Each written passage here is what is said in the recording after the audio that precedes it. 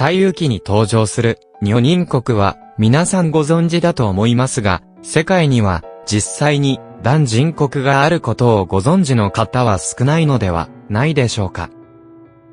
今日はこの男人国の本当の姿を紹介いたします。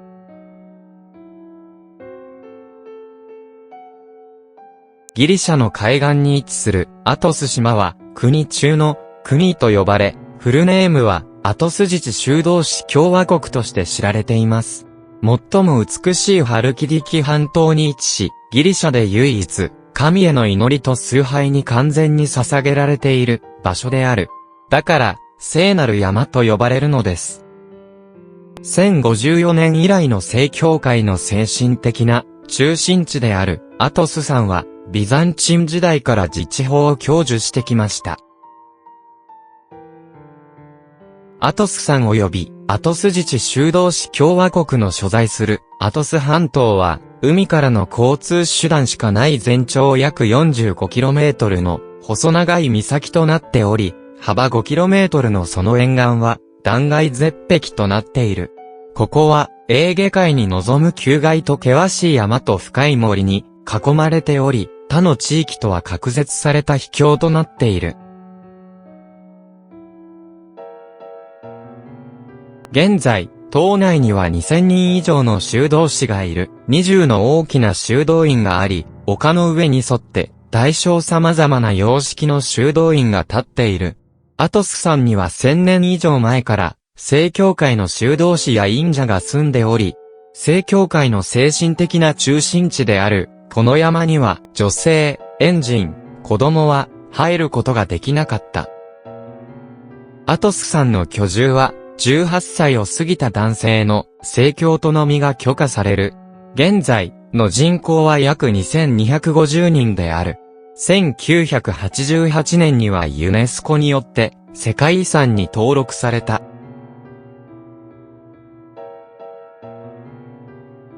修道院図書館には13世紀から16世紀にかけての貴重なスラブ人の写本や巻物が多数収蔵されています。アトス山はギリシャにありながら、ギリシャの法律に縛られることなく、正教会の修道院のもとに直接統治されています。ここで、最も興味深いのは、古代の修道院ではなく、女子禁制の規則である。1406年以来、アトス島には、女子禁制の掟があり、まさに、男人国であったという。この男人国は、警備が厳重で、女性が近づけないように、毎日警備が見張りをしています。女性の立ち入り禁止は、もちろんのこと、メスの動物さえも存在を許されていない。女性の服装、写真、絵はここで禁止されています。島に男性に変装した女性がいないかどうか、下着をめくって、男女を確認する特別検査官がいる。第二次世界大戦中に、ドイツ軍がこの地を占領したとき、ナチスも丘の上に女性を置かないという奇妙な法律に同意し、ドイツ軍が退却した後、激しい議論が交わされ、議会は、面取りの問題を議論し、最終的に、面取りを飼うことが決定された。その理由は、卵が必須栄養素であるため一方で、卵黄は、肖像画を描くための染料として使用される。もう一つは、ネズミ捕りができるメス猫も残されています。また、制御不能な外来野生動物もいます。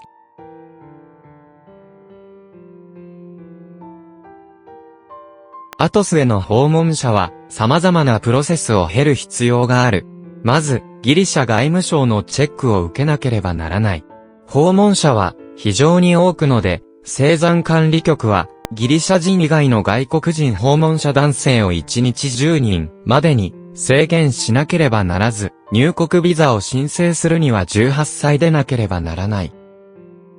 修道院は崖の上に立っており、入り口は一つしかないため、女性が忍び込んでも出口がない状態になってしまうのです。次に、メス犬、オウムなどを飼っているかどうかを確認します。上記の許可を得て、この後、各自が4200日本円くらいの入国料を支払い、最後にアトス政府当局から無料の宿泊、食事券を受け取って、ボートでアトスに到着する。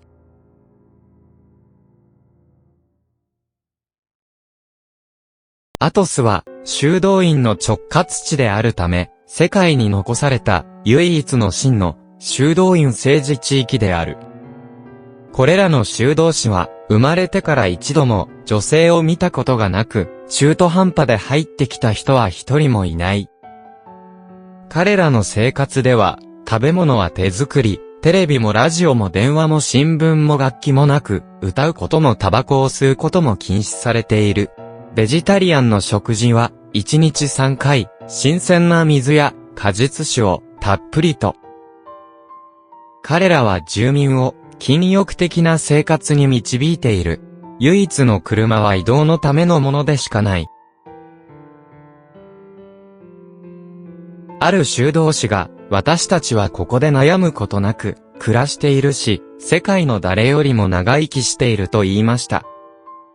ここで、今でも古代ローマの時代に定められたユリウス暦が用いられている。毎日、夜明けとともに鐘が鳴り、修道士たちは賛美歌で朝の祈りを始め、7時30分ちょうどに終了する。太陽が沈むと、再び鐘が鳴り響く、修道院の扉が閉まり、夜の祈りが行われる。彼らの生活は、8時間の祈り、8時間の労働、8時間の休息の3つに均等に分けられている。ここの男たちは常に黒い服を着て、欲望のない生活を送り、生涯中に女性に触れることのない、世界で珍しい男性になります。修道士たちにとって、女性とは、唯一、聖母、マリアだけであるとされる。では、なぜ女性はここに入れないのでしょうか？その理由は、正教会の伝統と関係がある。伝説によると、聖母マリアはキプロスに向かう途中、コースを外れて、アトス山の岸に漂流してきたという。彼女はあそこを、とても気に入り、息子からアトス山を譲り受けることを祈る。息子はそれを承諾した。そして、聖母の庭と呼ばれ、聖母、マリアだけが、アトス山の女性の存在を象徴している。もちろん、アトス山の修道士たちは、禁止は女性を、誹謗中傷することではなく、修道院主義の尊重と修道士の誘惑からの保護で、あると説明しています。事実上、1946から1949年、ギリシャ内戦の間、アトス山は、女性や少女を含む難民をホストしました。女性の立ち入りは禁止され、女の侵入者が2ヶ月から1年くらい懲役されるが、行われても好奇心旺盛の女侵入者が多く、中でもセンセーショナルだったのは1930年代にミスヨーロッパで優勝した最初のギリシャ美人、アリキティ・ポラコ、18歳。彼女は男性の衣装でアトス山に潜入、世界に衝撃を与えた。今日のアトス山を体験することに興味がある女性は、ボートを乗って、とどまった海岸から500ヤード遠くから修道院を見ることしかできません。